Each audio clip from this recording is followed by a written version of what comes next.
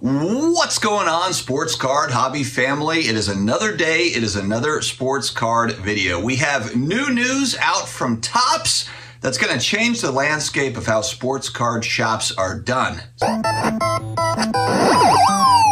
There was speculation around this, but now it is affirmed. Sports card stores moving forward will look a lot different. Guys, if you're new here, you're looking for pretty much daily sports card and collectible style videos, hit that subscribe button down below. We will keep the videos a-flowing. Also, huge shout out to today's video sponsor, COMC.com, your home for buying, selling, and flipping all the hottest trading cards. Their consignment marketplace now home to over 32 million cards from baseball's biggest stars like Shohei Ohtani, Aaron Judge, and Mookie Betts to Marvel favorites like Spider-Man, Thor, and Captain America. COMC has something for every type of collector, so make sure to visit COMC.com today to build out your collection with your favorite cards. It's like Disneyland for card collectors. Check them out. All right, we've seen details emerge that have rolled out to sports card stores. I've been hearing some rumors here lately from a variety of different sources that Fanatics Topps was going to have kind of a team that goes around to make sure that, their stores are compliant. Now, I took that as mainly just people going around making sure the stores are clean, making sure that they're up to par with what Topps wants to make sure these stores are up to par with what Topps Fanatics wants if they're going to get allocation. Well, we just got a lot more details on this agreement, on how it's going to work moving forward. And it makes me a little bit sad in a sense, because I think about, sports card shops when I was a kid. It was like the Stone Ages. You literally had guys in a store of cardboard smoking cigarettes all day. I mean, this is back in the day where you could smoke cigarettes in restaurants. And before that, you could smoke cigarettes on planes, believe it or not, for young people out there. And so this is just kind of ironic to me. And so this is a shift. Many would say this is a welcome shift, just in that sports card shops really, to survive, they're going to be really nice. And granted, I've got a great one here locally near me. Cardiac Sports Cards is fantastic. They've got a huge brick and mortar, and you're seeing more and more reinvestment into the shops over the last few years. Now, the sports card industry as a whole boomed going back over the last few years. And you can look at sports card shows and say, it's still booming in a sense that people are interested. I could also understand where there might be store owners that are maybe looking to reinvest, but they're a little bit nervous right now because of the way the economy is.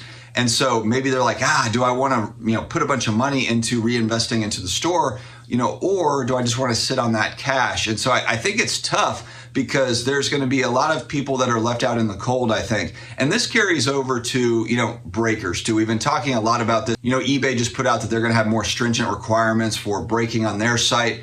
It seems pretty obvious that Fanatics Live is probably going to be in a similar boat. If you look at the verbiage on some of the stuff that has come out, you are not allowed to sell your allocation anywhere else unless Topps gives you prior notification that you can do that. Same goes for even break spots. Verbiage here says that you are not allowed to sell break spots online unless you've got prior permission from Topps. There's a litany, there's a lot of different things that you have to comply with, or risk losing that direct account, which is a really big deal in a world where it's really only a few manufacturers and then only one company is going to have the licenses in a couple of years. So I think a lot of people are going to do it because, look, their livelihood is going to depend on getting allocation from, Topps Fanatics for basketball, football, baseball cards as we move into the future. It's going to be important to comply, but it's also going to probably raise the level of what is expected and what a shop is going to look like. The accounting, you're going to have to be on top of your accounting.